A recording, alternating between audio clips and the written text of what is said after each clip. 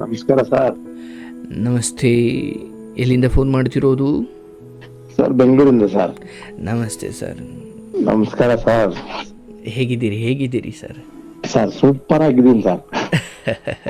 ನಾನು ಇದಕ್ ಮುಂಚೆ ಎರಡು ಸರಿ ಮಾಡಿದ್ದೆ ಸರ್ ನನ್ನ ಮಗಳ ಬಗ್ಗೆ. ಓ ಹೌದಾ? ಹೌದಾ, ಇರ್ಲಿ ಸರ್, ನಮ್ಮ ಮಗಳ ಬಗ್ಗೆ ಇರ್ಲಿ. ಅದು ನಿಮ್ಮಿಂದ ನಾನು ತಿಳ್ಕೊಂಡ್ಬಿಟ್ಟಿದೀನಿ. ಓಕೆ, ಅದೇ ಏನೆಲ್ಲ ಆಗ್ಲಿ ಸರ್, ನಿಮ್ಗೆ ಅಳಿಯನ ವಿಚಾರ. ಹೌದು ಸರ್, ಹೌದು ಸರ್. ಒಳ್ಳೆ. ಅದು ಆಲ್ರೆಡಿ ಅಂತ್ಯ ಮಾಡ್ಕೊಳಕ್ಕೆ ಡಿಸೈಡ್ ಮಾಡ್ಬಿಟ್ಟಿದ್ವಿ ಬಿಡಿ ಸರ್. ಅದು ಆಗಿಲ್ಲ. ನಗ್ತಾ ಇದ್ದೀರಾ? ನನಗಷ್ಟೇ ಸಾಕು ಸರ್. ಇಲ್ಲ ಸರ್, ತುಂಬಾ ನಗುತ್ತಲ್ಲ ಸರ್. ಅದು ಹೇಳ್ಲೇಬಾರ್ದು, ಯಾಕಂದ್ರೆ ತುಂಬಾ ಇದು ಅಂದ್ರೆ ಇನ್ನೊಂದ್ ಸರ್, ನಿಮ್ಮ ತಾಯಿಯವ್ರಿಗೆ ಕೋಟಿ ಕೋಟಿ ವಂದನೆಗಳು ಸರ್. ಅಯ್ಯೋ, ನಿಮಗೆ ನಾನು ಶರಣು. ಆಮೇಲೆ ನಿಮ್ಮ ಅಜ್ಜಿ ತಾತ ಅವ್ರಿಗೆ ಕೋಟಿ ಕೋಟಿ ವಂದನೆಗಳು ಸರ್. ಯಾಕಂದ್ರೆ ಆರ್ ತಿಂಗಳಿಂದ ನಾನು ಟ್ರೈ ಮಾಡ್ತಾ ಇದ್ದೀನಿ ತಿರ್ಗಾ.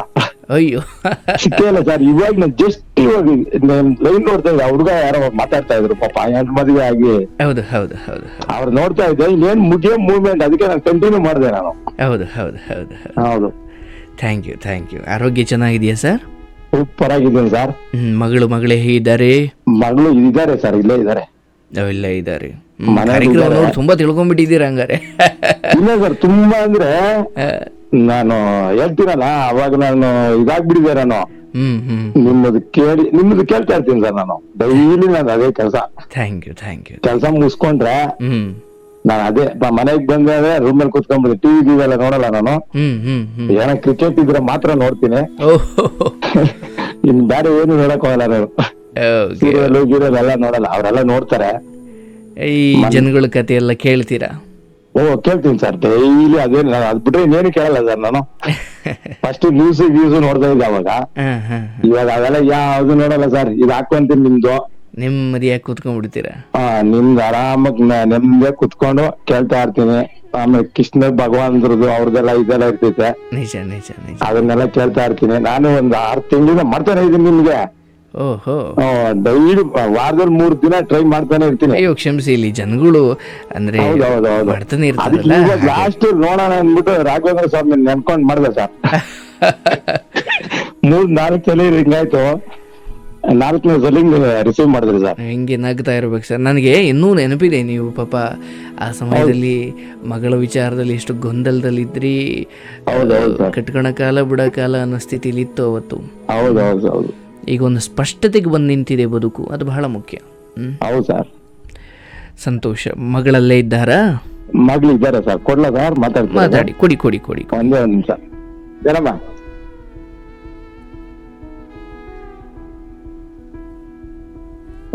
ಸರ್ ಮಾತಾಡೋದು.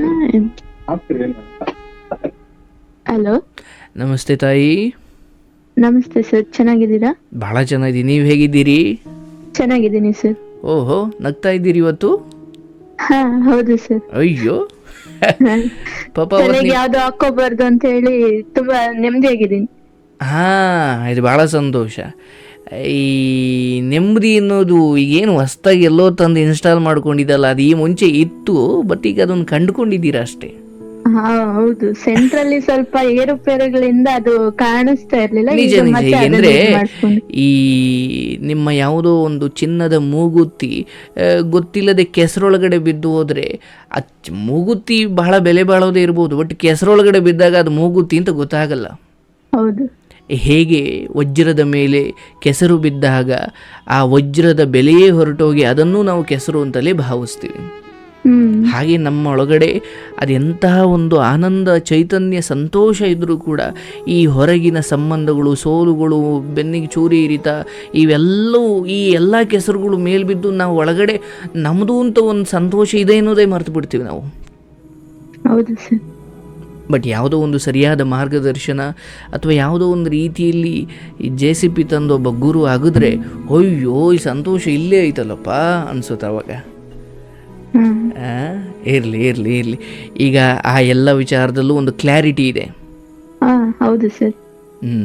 ಪಾಪ ನಿಮ್ಮ ತಂದೆ ಆ ಸಮಯದಲ್ಲಿ ನನಗೆ ನೆನಪಿದೆ, ಅವರು ತುಂಬ ಭಾವುಕರಾಗ್ಬಿಟ್ಟಿದ್ರು ಅವತ್ತು. ಹಾ ಸರ್, ನಾನು ಕೇಳಿದ್ದೆ ಅದನ್ನ. ನನ್ ತಂದೆಗೆ ಹೇಳಿದೆ, ನೀ ಏನಕ್ಕೆ ತಪ್ಪು ಮಾಡ್ಲಿಲ್ಲ ಅಂದ್ಮೇಲೆ ಅಷ್ಟೊಂದ್ ನೋವು ತಿಂದೆ ಅಂತ ಹೇಳಿ. ಅದೇ ತಂದೆ ಅಂದರೆ ಹಂಗೆ ಅಲ್ವನವ. ನಿಮಗೆ ಏನಾಗ್ಬಿಡುತ್ತೆ ಪಾಪ ಅವ್ರಿಗೆ. ಅವ್ರಿಗೆ ತೋಳಲ್ಲಿ ಎಷ್ಟೇ ಶಕ್ತಿ ಇರ್ಬೋದು, ಜೇಬಲ್ಲಿ ಎಷ್ಟೇ ದುಡ್ಡು ಇರ್ಬೋದು, ಏನೇ ಇರ್ಬೋದು, ಬಟ್ ಈ ವಿಚಾರಗಳಿದ್ದಾವಲ್ಲ, ಹಂಗೆ ಹೋಗಿ ಸಡನ್ನಾಗಿ ಏನೋ ಹೋರಾಟ ಮಾಡ್ಲಿಕ್ಕೆ ಆಗಲ್ಲ. ಹೌದು, ಅವ್ರ ಎಷ್ಟೇ ಶಕ್ತಿ ಇದ್ರು ಬೇರೆ ಯಾವ್ದೇ ವಿಷಯದಲ್ಲಿ ಮಾಡಿದ್ರು ಕೂಡ ಮಕ್ಳನ್ನ ಒಂದು ವಿಷಯ ಬಂದಾಗ ಅವ್ರಿಗೆಲ್ಲ ಒಂದ್ ಕಡೆ ಇದಾಗುತ್ತೆ. ಸತ್ಯ ಇರ್ಲವ. ನನಗೆ ಬಹಳ ಖುಷಿ. ಈಗ ನೀವೇನು ಮಾಡ್ಕೊಂಡಿರೋದು? ನಂದು ಮನೆಲ್ಲ ಇದ್ದೆ ಸರ್. ಈಗ ಮನೆ ಹತ್ರನೇ ಒಂದು ಸೈಬರ್ ಸೆಂಟರ್ ಇದೆ, ಅಲ್ಲಿ ಕೆಲ್ಸಕ್ಕೆ ಹೋಗ್ತಿದ್ದೀನಿ. ನಿಮ್ಗೆ ಎಷ್ಟು ವರ್ಷ? 19 ವರ್ಷ ಸರ್. 19? ಹಾ ಹೌದು. ಓ ದೇವ್ರಿ, ನಾನು ನಿಮ್ಮ ಧ್ವನಿ ಕೇಳಿ ನಿಮ್ಗೊಂದು 28-29 ಆಗಿದೆ ಅಂದ್ಕೊಂಡೆ. ಇಲ್ಲ ಸರ್, 19 ವರ್ಷ. ಓಕೆ. ಒಬ್ಬರೇ ಮಗಳಾ? ಇಲ್ಲ, ಅಣ್ಣ ಇದ್ದಾನೆ. ಅಣ್ಣ ಇದ್ದಾರೆ. ಓಕೆ. ಅವ್ರೇನು ಮಾಡ್ಕೊಂಡಿರೋದು? ಅಣ್ಣನು ಇದಕ್ಕೆ ಕೆಲ್ಸಕ್ಕೆ ಹೋಗ್ತಾನೆ ಸರ್.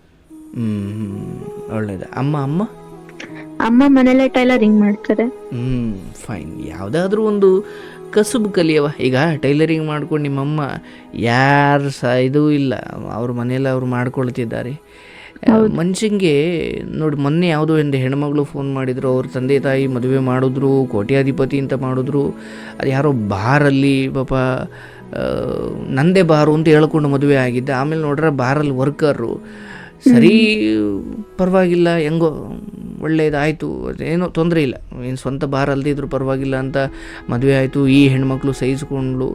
ಆದರೆ ರಾಕ್ಷಸನಾಗ್ಬಿಟ್ಟ, ಹೊಡಿತಾ ಇದ್ದ, ಬಾಯಿಗೆ ಬಂದಂಗೆ ಮಾತಾಡ್ತಿದ್ದ, ಬಿಟ್ಟು ಹೋಗು ಅಂತಿದ್ದ. ಆದರೆ ಆ ಹೆಣ್ಣು ಒಂದು ಮಗು ಆದಮೇಲೆ ಆಕೆ ಕೈ ಹಿಡ್ದಿದ್ದೇನೆಂದರೆ, ಆಕೆ ಚೆನ್ನಾಗಿ ಓದಿದ್ಲು. ಆಕೆ ನಿನ್ನೆ ಕಾರ್ಯಕ್ರಮದಲ್ಲಿ ಹೇಳೋದು, ಇವತ್ತು ನನ್ನನ್ನು ಕಾಪಾಡ್ತಿರೋದು ಹೌದು, ತವ್ರ ಮನೆಯವರು ಬೆಂಬಲ ಇದೆ, ಈಗ ಗಂಡನಿಂದ ಹೊರಗಡೆ ಬಂದಿದ್ದೀನಿ, ಇವತ್ತು ನಾನು ಬದುಕ್ತಾ ಇರೋದು ನನ್ನ ವಿದ್ಯಾಭ್ಯಾಸ ಅಥವಾ ನಾನು ಕಲಿತಾ ಯಾವುದೋ ಒಂದು ವಿದ್ಯೆ, ಯಾವುದೋ ಕಂಪ್ನಿ ಕೆಲ್ಸಕ್ಕೆ ಹೋಗ್ತೀನಿ, ನನ್ನ ಒಬ್ಬ ಮಗನನ್ನು ನನ್ನ ಅಕ್ಕನ ಮನೆಯಲ್ಲಿ ಬಿಟ್ಟು ಹೋಗ್ತೀನಿ, ಬಂದು ಸಂಜೆ ಮತ್ತೆ ಬಂದು ಕರ್ಕೊಂಡು ಬರ್ತೀನಿ, ನಾನು ನನ್ನ ಮಗ ನೆಮ್ಮದಿಯಾಗಿದ್ದೀವಿ. ಈಗ ಯಾರೆಲ್ಲಿ ಹೋದರೂ ನನ್ನನ್ನು ನಾನು ದುಡ್ಕೊಳ್ಳೋವಷ್ಟು ಶಕ್ತಿ ಇದೆ. ಮತ್ತು ಈ ಶಕ್ತಿ ಕೊಟ್ಟಿದ್ದೇನು ಏನಂದರೆ, ನಮಗೊಂದು ವಿದ್ಯೆ ಗೊತ್ತಿರಬೇಕು. ಈಗ ನಿಮ್ಮಮ್ಮ ನೀವೆಲ್ಲ ಬಿಟ್ಟು ಹೋದರೂ ಅಳ್ಕೊಂಡಾದರೂ ಟೈಲರಿಂಗ್ ಮಾಡ್ಕೊಂಡು ಬದುಕ್ತಾರೆ. ಹೌದು. ಹಾಗೆ ಈ ಉದ್ಯೋಗ ಅನ್ನೋದಿದೆಯಲ್ಲ, ಸಂಬಂಧಗಳೆಲ್ಲ ಬಿಟ್ಟು ಹೋದರೂ ನಮ್ಗೆ ನೋಡುವ, ಅನ್ನ ಇಲ್ಲದೆ ಹೋದರೆ ಮನುಷ್ಯ ಬದುಕೋಕ್ಕಾಗಲ್ಲ. ಈಗ ಸಂಬಂಧಗಳೆಲ್ಲ ಬಿಟ್ಟು ಹೋದರೂ ಬದುಕ್ಬೋದು, ಅಳ್ಕೊಂಡೋ ಪಳ್ಕೊಂಡೋ. ಅನ್ನ ಇಲ್ಲದೆ ಹೋದ್ರೆ ಹೆಂಗೆ ಬದುಕ್ತೀಯ? ಹೌದು ಸರ್. ಅದಕ್ಕೆ ಕಾಯಕವೇ ಕೈಲಾಸ ಅಂತ ಯಾಕೆ ಹೇಳಿದ್ರು ಅಂದರೆ, ನಿಮಗೊಂದು ಕೆಲಸ ಇದ್ದರೆ ಯಾರ ಗಂಡ ಮಕ್ಕಳು ಇವರು ಅವರು ಎಲ್ಲ ಒಂದು ದಿವಸ ನಂಬಿಕೆ ದ್ರೋಹ ಮಾಡಿಬಿಟ್ಟು ಹೋದರು, ನೀವು ದುಡಿದಿರೋ ದುಡಿಮೆ, ನೀವು ಸೇವಿಂಗ್ಸ್ ಮಾಡಿರೋ ಸೇವಿಂಗ್ಸ್, ಇವು ನಿಮ್ಮನ್ನು ಕಾಪಾಡ್ತವೆ. ಹಾಗಾಗಿ ಆರೋಗ್ಯ ಚೆನ್ನಾಗಿ ನೋಡ್ಕೊ, ಈ ದುಡಿಮೆ ಮಾಡು, ಯಾರಿಗೂ ಭಾರ ಆಗಬೇಡ. ಪುಣ್ಯ ಇಂಥದ್ದೇನೋ ಆದಾಗ ತವ್ರ ಮನೆ ಬೆಂಬಲ ಇದೆ. ಎಷ್ಟೋ ಹೆಣ್ಮಕ್ಳಿಗೆ ಇದೂ ಇಲ್ಲ. ಹೌದು ಸರ್, ಅದರಲ್ಲಿ ನನ್ನ ಅದೃಷ್ಟ ಅಂತಾನೆ ಹೇಳ್ಬೋದು. ಹೌದೌದು, ನಾನು ಅದನ್ನೇ ಹೇಳಲಿಕ್ಕೆ ಹೋದೆ. ಯಾಕಂದರೆ ನಾನು ಇಲ್ಲಿ ಸಾವಿರಾರು ಕತೆ ಕೇಳಿದ್ದೀನಿ. ಅದರಲ್ಲಿ ಹೆಣ್ಮಕ್ಳದ್ದು ತಪ್ಪಿರುತ್ತೆ. ರಾತ್ರಿ ಯಾವನಿಗೋಸ್ಕರನೋ ಬಿಟ್ಟು ಬಂದ್ಬಿಟ್ಟಿರ್ತಾರೆ. ಇಲ್ಲಿ ಈಗ ಲವ್ ಮ್ಯಾರೇಜು ಅಂತ ಅಲ್ಲ, ಅರೇಂಜ್ ಮ್ಯಾರೇಜು ಕೂಡ ಎಷ್ಟೋ. ಈಗ ಮದುವೆ ಮಾಡಿ ಕೊಟ್ಬಿಟ್ಟಿದ್ದೀವವ್ವ, ನೀನು ಸತ್ರು ಬದುಕಿದ್ರು ಅಲ್ಲೇ ಇರಬೇಕು, ಇಲ್ಲಿಗೆ ಬರಬೇಡ ಅಂತ ಹೇಳ್ತಾರೆ. ಆ ವಿಚಾರದಲ್ಲಿ ನೀನು ಅದೃಷ್ಟವಂತೆ.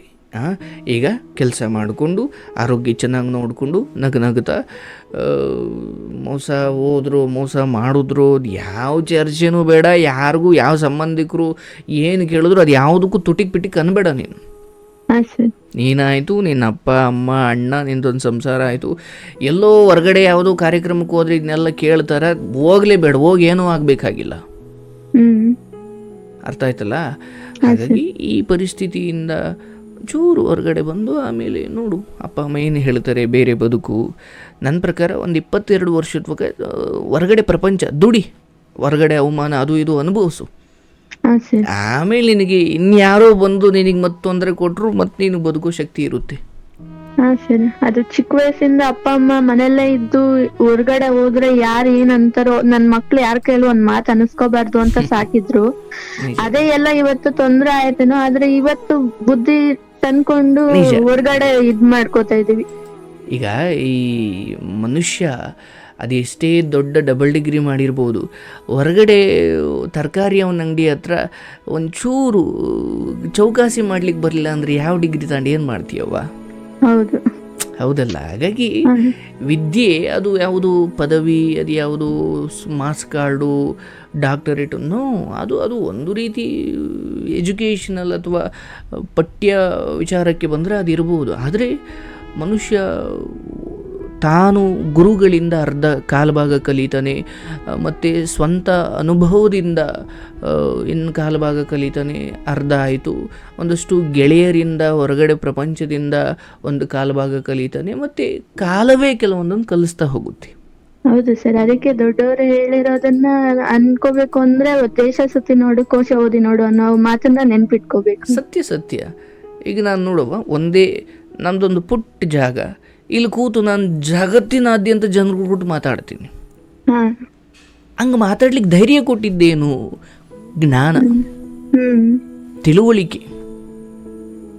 ಅಂಡ್ ನನಗೆ ಯಾವ ಅವ್ರ ಗೌರವ ಕೊಡಲಿ, ಇವ್ರ ಗೌರವ ಕೊಡಲಿ, ನನ್ನೊಂದು ಜನ ಹಂಗೆ ನೋಡಿ ಯಾವ ಆಸೆನೂ ಇಲ್ಲ. ಆಸೆ ಇದ್ದರೆ ತಾನೇ ದುಃಖ, ಆಸೆನೇ ಇಲ್ಲ ಅಂದರೆ ದುಃಖಕ್ಕೆ ಇಲ್ಲಿ ಜಾಗ ಇದೆ. ನಿಮ್ಮ ತಂದೆಯವರಿಗೆ ನಮಗೆ ಗೌರವ ಕೊಡಿ ಅಂತ ನಾನು ಕೇಳ್ಕೊಂಡು ಇಲ್ಲ, ಅವರು ದೊಡ್ಡತನ ಅಂದರೆ ಯಾವುದೋ ಒಂದು ಮಾತು ಅವರಿಗೆ ನೆಮ್ಮದಿ ಕೊಟ್ಟಿದೆ, ಅದಕ್ಕೆ ಅವ್ರು ಚಿಕ್ಕ ಹುಡುಗ ಆದರೂ ನಾನು ಅವ್ರಿಗೆ ಕೃತಜ್ಞನಾಗಿರಬೇಕು ಅನ್ನೋ ಆ ಗುಣ ಇದೆಯಲ್ಲ, ಅದು ಅವರ ದೊಡ್ಡತನ. ಹೌದು ಸರ್, ನಿಮ್ಮ ವಿಡಿಯೋಗಳನ್ನು ನೋಡಿ ತುಂಬಾ ಬದಲಾಗಿದ್ದಾರೆ, ಮತ್ತೆ ತುಂಬಾ ಎಷ್ಟೊಂದು ಸಮಾಧಾನವಾಗಿರ್ತಾರೆ ಅಂತ ಹೇಳಿದ್ರೆ ತುಂಬಾ ನಿಮ್ಮ ವಿಡಿಯೋಗಳಿಂದನೇ ಅಂತ ಹೇಳ್ಬೋದು. ಇರಲವ, ಭಾಳ ಸಂತೋಷ ಆಯಿತು. ಆಗ ಕರೆ ಮಾಡ್ತಿರು, ಮಾತಾಡವು. ಆ್ಯಂಡ್ ಹೊರಗಡೆ ಹೋದಾಗ ಜನಕ್ಕೆ ನಿನ್ನ ವಿಚಾರ ಗೊತ್ತಿರ್ಬೋದು, ಗೊತ್ತಿಲ್ಲೇ ಇರ್ಬೋದು, ಗೊತ್ತಾಗಿ ಏನೋ ಒಂಥರ ಮಾತಾಡ್ಬೋದು.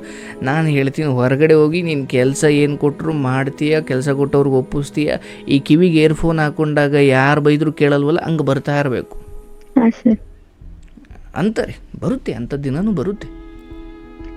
ಯಾಕಂದರೆ ನಮ್ಮ ಯಾವುದೋ ಒಂದಷ್ಟು ಬದುಕಿನ ಚಿಕ್ಕ ಪುಟ್ಟ ಸೋಲುಗಳನ್ನೇ ಹಿಡ್ಕೊಂಡು ನಮ್ಮನ್ನು ಹಂಗಿಸೋರು ಇರ್ತಾರಲ್ಲವ, ಆ ಸಮಯದಲ್ಲಿ ಅಯ್ಯೋ ನನಗೆ ಯಾಕೆ ಹಿಂಗೆ ಆಯ್ತೈತಪ್ಪ, ಏನು ಮಾಡೋದು, ಆಗ್ಬಿಟ್ಟಿದೆ, ಯಾರು ಇಂಥದ್ದೇನೋ ಆಗ್ಬಿಟ್ಟಿದೆ ಜೀವನದಲ್ಲಿ, ಇದನ್ನು ಹಿಡ್ಕೊಂಡು ಆಡ್ಕೊಳ್ತಾರೆ, ಏನೋ ಇದು ಮಾಡ್ತಾರೆ ಅಂದರೆ ಅವ್ರು ನಮ್ಮವರಲ್ಲ. ಅವ್ರ ಬಗ್ಗೆ ತಲೆ ಕೆಡಿಸ್ಕೊಳ್ಬಾರ್ದು. ನಗನಗ್ತಾ ಚೆನ್ನಾಗಿರು, ಒಳ್ಳೇದಾಗ್ಲವ. ಸರಿ ಸರ್. ಹಲೋ, ಹೇಳಿ ಸರ್. ನೋಡಿ, ಮಗಳು ಎಷ್ಟು ಒಂದೇನೋ ಒಂದು ದೊಡ್ಡ ಕ್ಲಾರಿಟಿ ಇದೆ ಆಕೆಯ ಮಾತಲ್ಲಿ. ನಾನು ಅದೇ ನೀವು ಹೇಳಿದ್ರಲ್ಲ ಫಸ್ಟ್, ಅವ್ರ ಕಳ್ಸಪ್ಪ ನೀನು, ಅವ್ರ ಇದ್ರ ಬಗ್ಗೆನೇ ನೀನ್ ಮಾಡು ಅಂತ ಹೇಳಿದ್ರಲ್ಲ, ಕಳ್ಸಿದ್ದೆ, ಹೋಗಿದ್ರು. ಅದೇ ನಮ್ ದೊಡ್ಡಪ್ಪನ ಮಗ, ನಮ್ಮ ಮಾವನ್ ಮಗಳೇ ಸರ್ ಅವರು. ಅವ್ರು ಏನು ಇದ್ ಮಾಡಿದ್ರು ಸರ್, ತಿರ್ಗಿ ಏನಿಲ್ಲ ಸರ್, ಅದೇ ರಾಗ, ಅದೇ ಹಾಡು. ಹೋಟ್ಲು ಕತೆ ಅಲ್ವಾ ಇದು? ಅದೇ ಸರ್, ಹೋಟ್ಲ್ ಅಂದ್ರೆ ಅದೇ ಕ್ಯಾಂಟ್ರಿನ್ ಬರ್ತಾರೆ. ಗೊತ್ತಾಯ್ತು. ನಮ್ ದೊಡ್ಡಪ್ಪನ ಮಗನ ಕೆಲಸ ಮಾಡ್ತಾರೆ. ಅವರಿಗೆ ಒಂದು ಮಾಡಿ ನಿಮ್ಮ ಮಗಳ ನೆಮ್ಮದಿಯಾಗಿಡೋ ಉದ್ದೇಶ ಇಲ್ಲ ಅವ್ರಿಗೆ.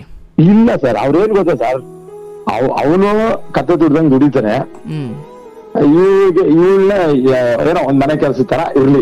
ಬಟ್ ಅವರ ದುಡಿಮೆ ಎಲ್ಲ ಆ ಮನೆ ಉದ್ಧಾರ ಮಾಡ್ತಾ ಹೊರತು ನಿನ್ನ ಮಗಳನ್ನ ಉದ್ಧಾರ ಮಾಡಲ್ಲ ಸರ್. ಅದಕ್ಕೆ ನಾನು ನೀವ್ ಹೇಳಿದ್ರಲ್ಲ, ಒಂದ್ಸಲ ಕಳ್ಸಪ್ಪ ನಿಮ್ ಮಗಳು ಇದ್ರೆ ಇಚ್ಛೆನೆ ಅಂತ ಕಳ್ಸಿದ್ದೆ. ಆಮೇಲೆ ಹೋಗಿದ್ಲು. ಆಮೇಲೆ ನಮ್ ಮಗಳೇ ಒಂದಿನ ನನ್ ಫೋನ್ ಮಾಡಿದ್ಲು. ಅವಾಗ ನಾನು ಫೋನ್ ಮಾಡ್ತಾ ಇದ್ದೆ ಅಂದಾಗ ನೀವ್ ಹೇಳಿದ್ರಿ, ಪದೇ ನೀನ್ ಮಾಡ್ಬೇಡಪ್ಪ, ಏನ್ ಇದ್ರೆ ಅವಳೇ ಮಾಡ್ತಾಳೆ, ಹಂಗ್ ಮಾಡಕ್ ಹೋಗ್ಬೇಡ್ರಿ ನೀವು ಅಂತ ಹೇಳಿದ್ರಿ ನೀವು. ಆಮೇಲೆ ನಾನು ಫೋನ್ ಮಾಡೋದೇ ಬಿಟ್ಬಿಟ್ಟಿದೆ ಸರ್. ಆಮೇಲೆ ನನ್ ಮಗಳು ಒಂದಿನ ಹಿಂಗೆ ಫೋನ್ ಮಾಡಿದ್ಲು, ಅಪ್ಪ ಈ ತರ ಬಾ ನೀನು, ಅದೇ ನಮ್ ದೊಡ್ಡಪ್ಪನ ಮಗ ಇದಾನಲ್ಲ, ಅವ್ರಿಗೆ ಫೋನ್ ಮಾಡ್ ಬಾ, ಅವ್ರನ್ನು ಬರಕ್ ಕೇಳು ಅಂತ ಹೇಳುತ್ತೆ ಸರ್. ಅವನಿಗೆ ಇಲ್ಲಿಂದ ನಾನು ಬೆಂಗಳೂರಿಂದ ಹೋಗ್ಬೇಕಾದ್ರೆ 2 ಸಲ ಫೋನ್ ಮಾಡಿದೆ ಸರ್, ಎತ್ತಿಲ್ಲ ಅವನ್ ಫೋನ್. ಅವನು ಸರಿ ಅಂದ್ಬಿಟ್ಟು ನಾನು ಹೋದೆ ಸರ್, ನಂಗೆ ಡೈರೆಕ್ಟ್ ಆಗಿ ಹೋಗಿ ಮನೆಗೆಲ್ಲ ಹೋದೆ.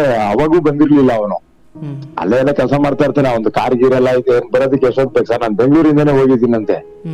ಒಂದು ಕಾಲ ಅವರ್ ಆಗುತ್ತೆ ನಾನು 2 ವೀಲರ್ ಅಲ್ಲಿ ಹೋಗಕ್ಕೆ, ಬಂದಿಲ್ಲ.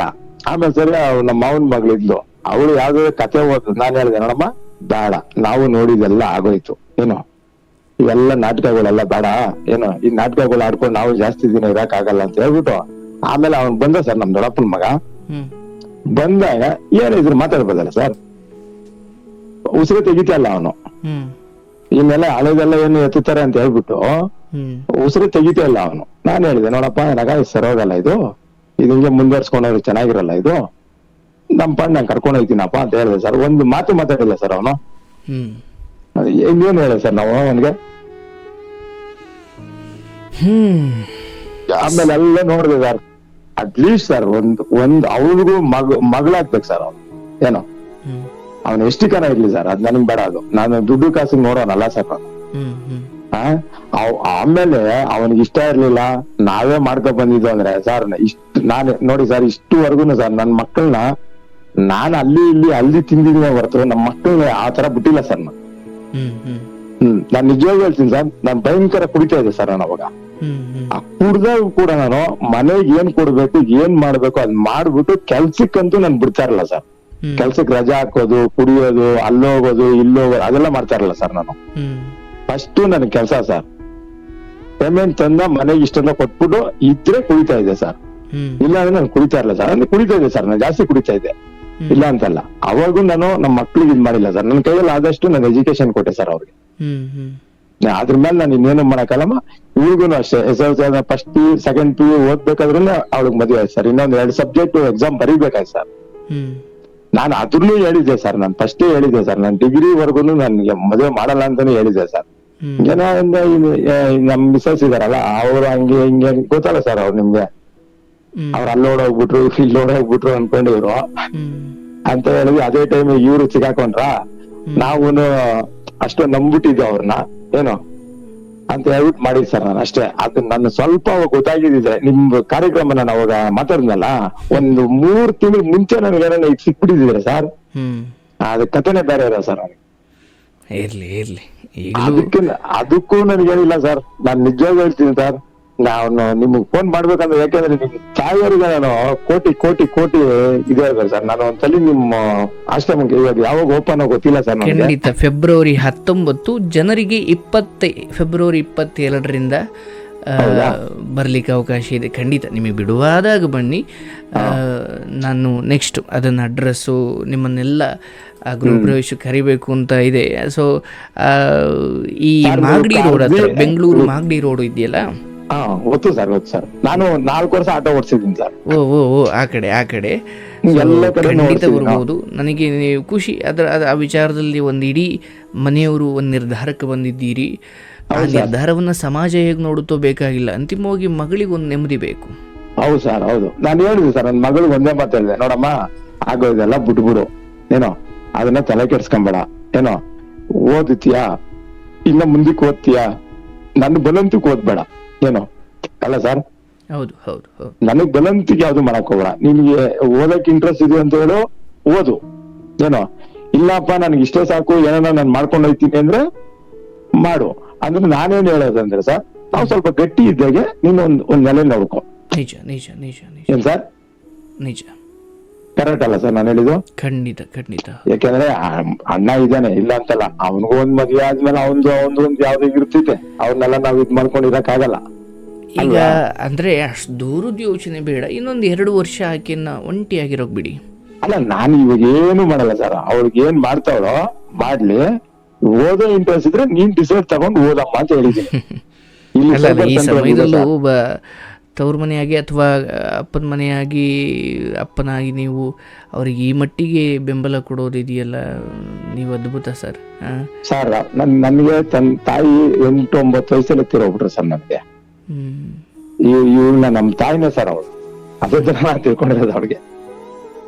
ಆದ್ರೆ ಸಣ್ಣ ದುಃಖ ಆಗ್ಬಿಟ್ಟಿದ್ದಾವ. ನಿಜವಾಗಿ ಹೇಳ್ತೀವಿ ಸರ್, ನಿಮ್ಗೆ ಕೋಟಿ ಯಾತರ ಹೇಳ್ಬೇಕಂತ ನನಗೆ ಗೊತ್ತಿಲ್ಲ ಸರ್. ದೊಡ್ಡವ್ರು ನೀವು. ಕೋಟಿ ವಂದನೆಗಳು ನಿಮ್ಮ ಅಜ್ಜಿ ತಾತನ್ಗಂತೂ ನಿಜವಾಗೂ ಸರ್. ಯಾಕಂದ್ರೆ ನಿಮ್ಮ ಅಜ್ಜಿ ತಾತನ ಬಗ್ಗೆ ನೀವ್ ಹೇಳ್ತಾ ಇರ್ತೀರ ಅವಾಗ. ನಾನು ಜಾಸ್ತಿ ಇದ್ ಮಾಡಿದ್ದು, ನಮ್ ತಾಯಿ ಅಲ್ಲೇ ಬಿಟ್ಟಿದ್ರು ನನ್ನ, ಅಲ್ಲೇ ಇದ್ ಮಾಡಿದ್ದು ಅಂತ. ಆಮೇಲೆ ನಿಮ್ಮ ತಾಯಿಯವರು ಒಂದ್ಸಲಿ ಫೋನ್ ಎತ್ತಿದ್ರು ಸರ್ ನನಗೆ. ಯಾಕಂದ್ರೆ ನೀವ್ 6 ತಿಂಗಳ ಮುಂಚೆ ಒಂದ್ ಸ್ವಲ್ಪ ಏನೋ ಮೈ ಹುಷಾರಿಲ್ಲ ನಿಮ್ಗೆ, ಅವಾಗ ಪ್ರೋಗ್ರಾಮ್ ಅಲ್ಲಿ ನಡೆಸಿಲ್ಲ ನಾನು. ನಿಜ. ನಾನು ಸುಮಾರು ಸಲ ಫೋನ್ ಮಾಡಿದೆ, ರಿಂಗ್ ಆಯ್ತು. ಆಮೇಲೆ ಎತ್ತಿದ್ರು. ಎತ್ಬಿಟ್ಟು ಇಲ್ಲಪ್ಪ ಅವ್ರಿಗೆ ಮೈ ಹುಷಾರ್, ಒಂದೇ ಮಾತು ಮಾತಾಡಿದ್ದವ್ರು, ಮೈಗೆ ಹುಷಾರಿಲ್ಲಪ್ಪ ಅಂದ್ರು. ಸರಿ ಅಮ್ಮ ಅಂದ್ಬಿಟ್ಟು ನಾನು ಇಟ್ಬಿಟ್ಟೆ ಸರ್. ಅಯ್ಯೋ, ಬಹಳ ಸಮಯದ ಎಲ್ಲ ದುಃಖದಲ್ಲೇ ಇದ್ರಲ್ಲ, ಯಾರು ಕೊಟ್ಟು ಮಾತಾಡಿಲ್ಲ. ಹೌದು ಹೌದು ಹೌದು ಅಪೆಂಡಿಕ್ಸ್ ಆಪರೇಷನ್ ಆಗ್ಬಿಟ್ಟಿತ್ತು, ತುಂಬಾ ಸೀರಿಯಸ್ ಆಗಿತ್ತು. ಹೌದು ಸರ್. ಆ ಕಾರಣ ನಾನು ಅವತ್ತಿಂದನೂ ನಾನು ಟ್ರೈ ಮಾಡ್ತಾನೆ ಇದ್ದೀನಿ, ನಿಮ್ಮ ಹತ್ರ ಮಾತಾಡ್ಬೇಕು ಅಂತ. ಸೋಮವಾರ ಮಾಡ್ತೀನಿ, ಗುರುವಾರ ಮಾಡ್ತೀನಿ, ಇವಾಗ ಶನಿವಾರ ಸರ್.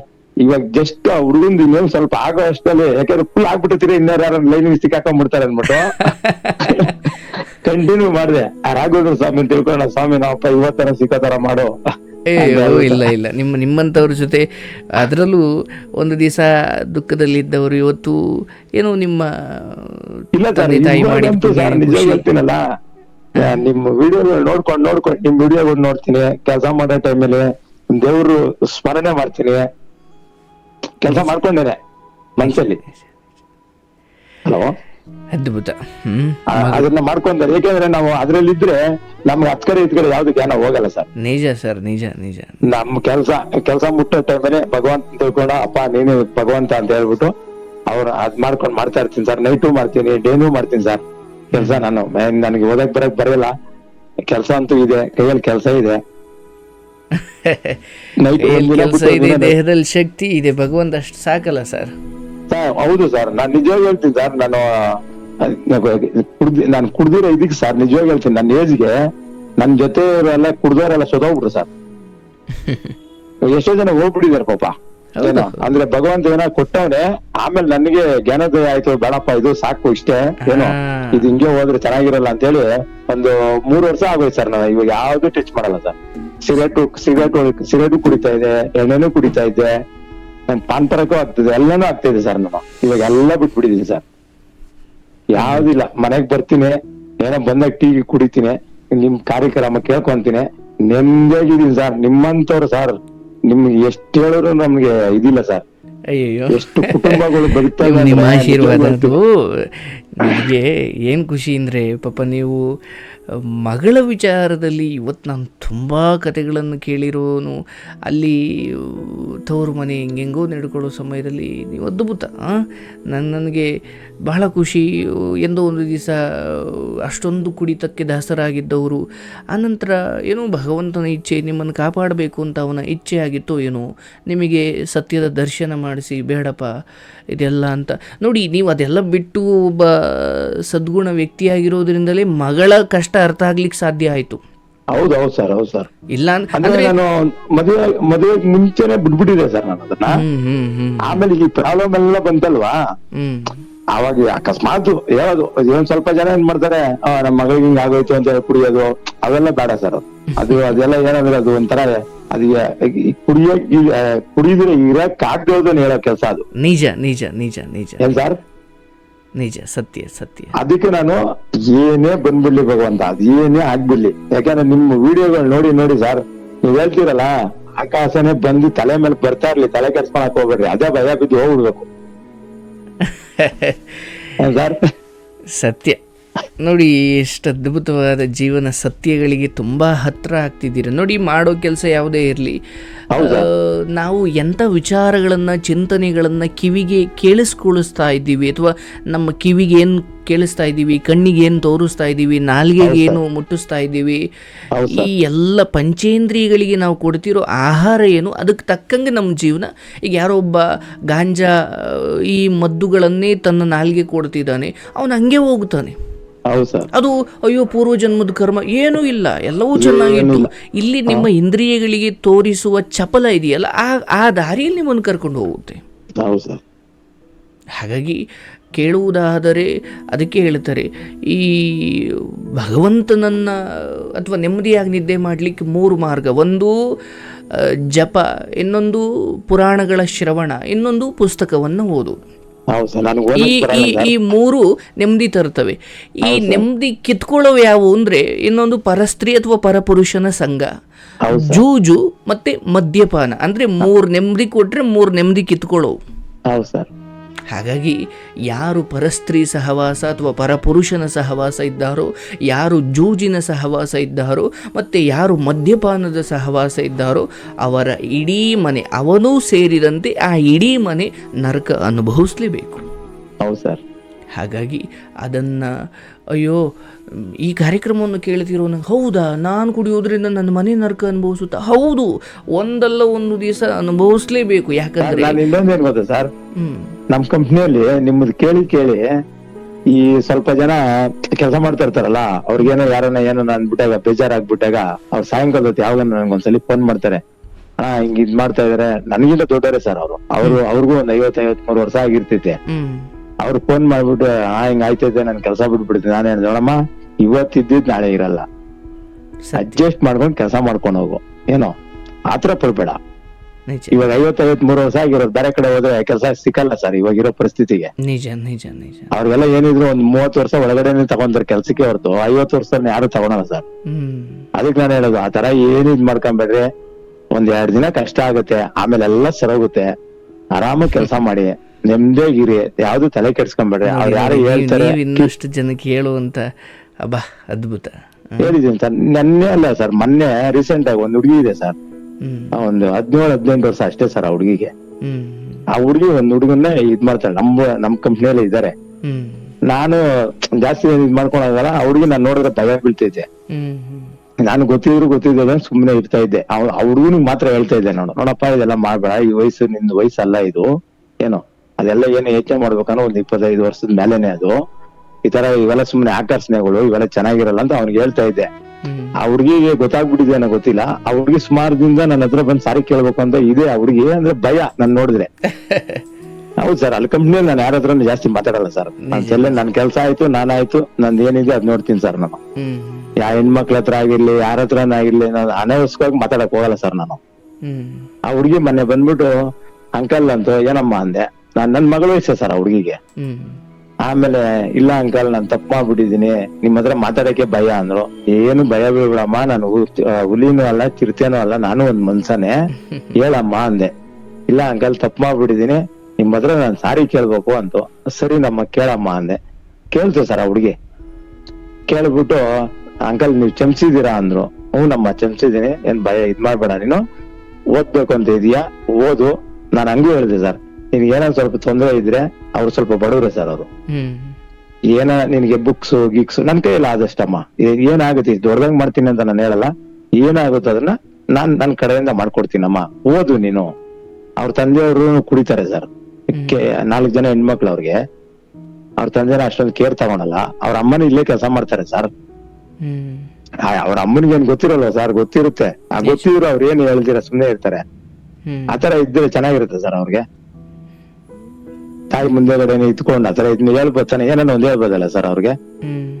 ಆಮೇಲೆ ನಾನು ಹೇಳಿದೆ, ಬೇಡಮ್ಮ ಓದೋ ಟೈಮಲ್ಲಿ ಓದು, ಏನು ಆಮೇಲೆ ಅದು ಮದುವೆ ಆಗಿದ್ವಿ ಅದೆಲ್ಲ ಆಮೇಲೆ ನೋಡ್ಕೊಳಮ್ಮ, ಫಸ್ಟ್ ಓದಿ ಒಂದು ಸ್ಟಡಿ ಆಗು. ನಿಮ್ ತಂದೆಯವ್ರು ಈ ತರ ಇದಾರೆ, ಅವ್ರು ಆತರ ಇದಾರೆ, ಇವ್ರು ಈ ತರ, ಅದೆಲ್ಲ ನೋಡ್ಬೇಡ ನೀನು. ನಿನ್ ಇದು ಜ್ಞಾನ ಏನಾಗುತ್ತೆ, ಏನ್ ಓದ್ಬೇಕು, ಏನ್ ಮಾಡ್ಬೇಕು, ಎತ್ ಮಾಡ್ಬೇಕು ಅಂತ ಹಂಗ ಹೋಗಮ್ಮ ನೀನು. ಏನೋ ಅದು ಇದು ಹೆಚ್ಚ ಮಾಡ್ಕೊಂಡು ಇವಾಗೇ ನೀನ್ ಇದ್ ಮಾಡ್ಬೇಡ. ನನ್ ಕೈಯಲ್ಲಿ ಏನೋ ಹೆಲ್ಪ್ ಎಷ್ಟಾಗುತ್ತೆ ಅಷ್ಟು ನಾನು ಮಾಡ್ತೀನಮ್ಮ ಅಂತಾನು ಹೇಳಿದೆ ಸರ್ ನಾನು. ಸರಿ ಅಂಕಲ್ ಆಯ್ತು ಅಂಕಲ್ ಅಂದ್ರು. ಸರಿ ನಮ್ಮ ಅಂದೆ. ಇವಾಗ ಸೈಲೆಂಟ್ ಆಗಿದೆ ಸರ್ ಅವ್ರಿಗೆ, ಜಾಸ್ತಿ ಏನು ಮಾತಾಡಲ್ಲ. ಏನೋ ಕೆಲ್ಸ ಆಯ್ತು ಇದಾಯ್ತು ಮಾಡ್ಕೊಂಡು ಹೋಯ್ತಾ ಇದೆ ಸರ್ ಅವ್ರಿಗೆ. ಏನೋ ನನ್ ಕೈಯಲ್ಲಿ ಆದಷ್ಟು ಸರ್. ನನಗೆ ಇನ್ನೊಂದು ಏನು ಆಸೆ ಅಂದ್ರೆ ಸರ್, ನಾನು ಏನ್ ಮಾಡ್ತೀನಿ ಒಂದೊಂದು ಟೈಮು ಗಾಡಿ ತಗೊಂಡ್ಬಿಡ್ತೀನಿ. ಅದು ನಂದಲ್ಲ ಸರ್, ಅದು ಗಾಡಿ ಬೇರೆ ಗಾಡಿ, ಅದು ಇನ್ನ ನಾನು ತಗೊಂಡಿಲ್ಲ. ಆ ಗಾಡಿ ತಗೊಂಡು ಹೋಯ್ತಾ ಇರ್ತೀನಿ ಸರ್. ಮೊನ್ನೆ ಗಣೇಶ ಹಬ್ಬಕ್ ಸರ್, ಮೊನ್ನೆ ಆಯ್ತಲ್ಲ ಗಣೇಶ ಹಬ್ಬ, ಅವಾಗ ಎದ್ದು ಸ್ನಾನ ಮಾಡ್ಕೊಂಡೆ ಸರ್. ಸ್ನಾನ ಮಾಡ್ಕೊಂಡು ಸ್ಟ್ರೈಟ್ ಹೋದೆ ಸರ್, ಗಾಡಿ ತಗೊಂಡು ಹಿಂಗೆ ಹತ್ತಿಬೆಲೆ ಕಡೆ ಹೋದೆ. ಯಾರನ್ನ ಬಡವ್ರಿಗೆ ಯಾರನ್ನ ಇದ್ರೆ ಊಟನೋ ಗೀಟನೋ ಕೊಡ್ಸೋಣ ಅಂತ ಹೇಳಿ ಹೋದೆ ಸರ್ ನಾನು. ಹೋದೆ ಹುಡ್ಕೊಂಡು ಹೋದೆ ಸರ್, ಯಾರು ಸಿಗ್ತಾನೆ ಇಲ್ಲ ಸರ್. ಆಮೇಲೆ ಹಂಗೆ ಏನಪ್ಪ ಯಾರು ಸಿಕ್ಕಿಲ್ಲ ಅಂತ ಹೋಗ್ತಾ ಇದೆ ಸರ್. ಈ ಹಸುಗಳು ಹಿಡ್ಕೊಬತ್ತಾರೆ ಗೊತ್ತಾ ಸರ್, ಕೋಳಿ ಬಸ್ ಹೋತಾರ. 2 ಹೆಣ್ಮಕ್ಳು ಸರ್. ಈ ಹೆಣ್ಮಕ್ಳು ದೊಡ್ಡವರು, ಅವ್ರಿಗೆ ಮಕ್ಳಿದ್ದಾರೆ ಸರ್ ಚಿಕ್ಕವ್ರು. ಅವರು ಸಿಕ್ಕಿದ್ರು ಸರ್ ಅಲ್ಲಿ. ನಿಡ್ಕೊಂಡು ಬಿಸ್ಲಲ್ಲಿ ಪಾಪ ನಡ್ಕೊಂಡು ಹೋಯ್ತಾ ಇದ್ರು. ಆಮೇಲೆ ನಾನೇ ಅಲ್ಲಿ ಹೋಗಿ ಗಾಡಿ ನಿಲ್ಸ್ಬಿಟ್ಟು ಊಟ ಮಾಡ್ರಮ್ಮ ಅಂದೆ.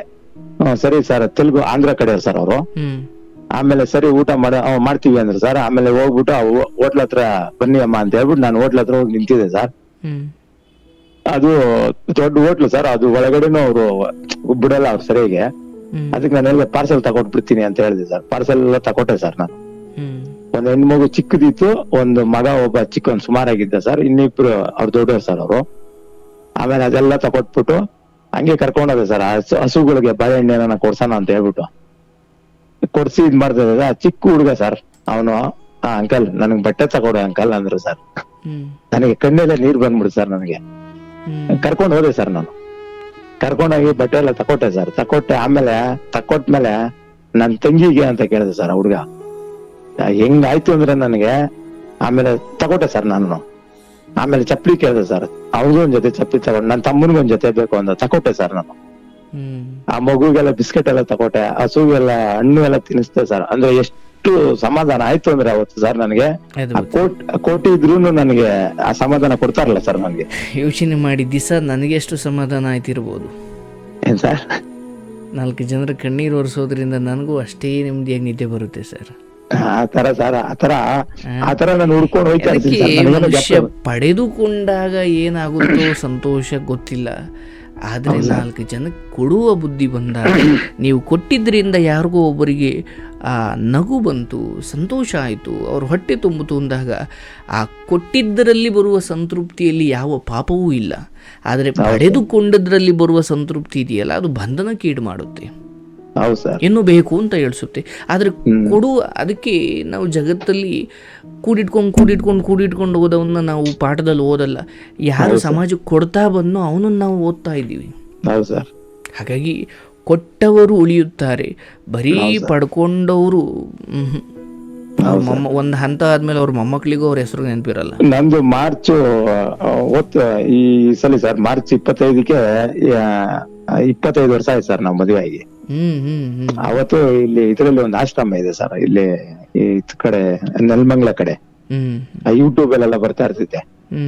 ನನಗೊಂದು ಆಸೆ ಇತ್ತು ಸರ್, 25 ವರ್ಷದ ದಿನ ನಾನು ನನ್ನ ಹೆಂಡತಿ ಹೋಗ್ಬಿಟ್ಟು ಏನಾನ ನಮ್ ಕೈಯಲ್ಲಿ ಆದಷ್ಟು ಸರ್ ಅವ್ರಿಗೇನ ಕೊಟ್ಬಿಟ್ಟು ಅಲ್ಲಿ ಇದ್ ಮಾಡ್ಕೊಂಡ್ ಬರ್ಬೇಕಂತ ಇದೆ ಸರ್. ಅದು ಹೋಗಿ ಬಂದೆ ಸರ್ ನಾನು.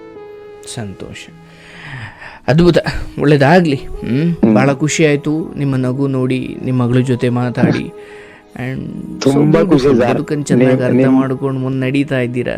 ನಿಮ್ಮ ಇಲ್ಲ ಸರ್, ನಾನು ಏನೇ ಒಂದ್ ಅಕಸ್ಮಾತ್ ಏನಾನ ನನ್ಗೇನೋ ಸ್ವಲ್ಪ ಗೊಂದಲ ಬಂದ್ಬಿಟ್ರೆ ನಿಮ್ ವಿಡಿಯೋಗಳ್ದು ನಾನು ನೆನ್ಕೊಂಡ್ಬಿಡ್ತೀನಿ ತಲೆಗೆ. ಈ ಯಾವ್ದಾನ ಕೋಪ ಬಂದ್ರು ಅಷ್ಟೇ, ಏನಾನ ಬಂದಾಗ ನಿಮ್ ವಿಡಿಯೋಗಳ್ದು ಯಾವ್ದಾನ ಒಂದ್ ನೆನ್ಸ್ಕೊಂಡಾಗ ಅವಾಗ ಹಂಗೆ ಕೂಲ್ ಆಗ್ಬಿಡ್ತೀನಿ. ಸಂತೋಷ, ಬಹಳ ಖುಷಿ ಆಯ್ತು. ಶುಭವಾಗ್ಲಿ. ಆಗ ಕರೆ ಮಾಡ್ತಾ ಇರಿ. ನನಗೆ ಅದೇ ಸರ್, ಇದು ನಿಮ್ ಹತ್ರ ನೀವು ಹೇಳ್ಬೇಕು ಅನ್ಕೊಂಡಿದ್ದೆ ಸರ್, ನಿಮ್ ತಾಯಿಯವ್ರಿಗೆ, ನಿಮ್ ಅಜ್ಜಿಯವ್ರಿಗೆ, ನಿಮ್ ತಾತವ್ರಿಗೆ ಏನೋ ಖಂಡಿತ ಎಲ್ಲ ಕಾರ್ಯಕ್ರಮ ಕೇಳ್ತಿರ್ತಾರೆ, ಅವ್ರಿಗೆ ತಲುಪಿರುತ್ತೆ. ಹೌದು ಸರ್, ಅವ್ರಿಗೆ ಇವಾಗೂ ಕೋಟಿ ವಂದನೆಗಳು ಸರ್.